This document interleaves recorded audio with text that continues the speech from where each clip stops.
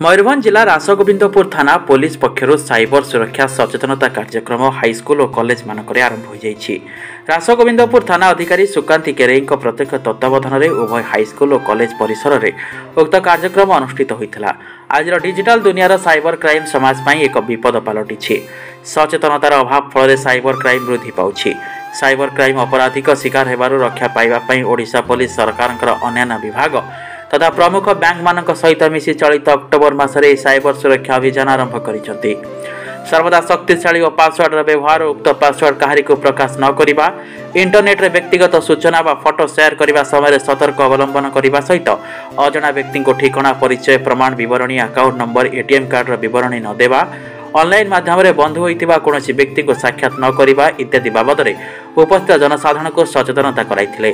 सेहिपरि online माध्यम शिशु अश्लील संबंधी विषय वस्तु को केवे भी ब्राउज न करवा कारण यह साइबर अपराध और आईन अनुसार दंडनीय बोली कहिथिले। सर्च करबो नै गूगल ले जदी सेही डिवाइस को सर्च करबो से अनेक तार रिलेटेड साइट गुडा विजिट करिया पई देबसिए।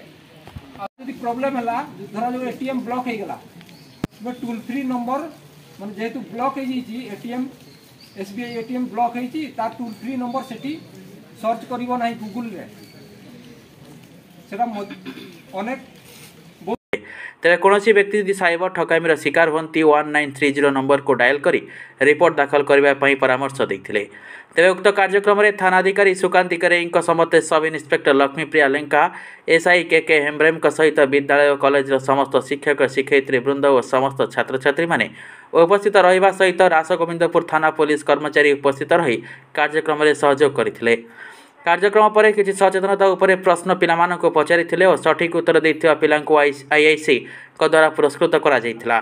साइबर क्राइम बाबद में विभिन्न फ्लैग कार्ड धरी पुलिस कर्मचारी और पिलामाने सचेतनतार वार्ता देथिले। सभा शेष में सब इन्स्पेक्टर लक्ष्मीप्रिया लेंका धन्यवाद अर्पण करथिले। मयूरभंज उत्कल केशरी पालक रिपोर्ट प्राय खबर।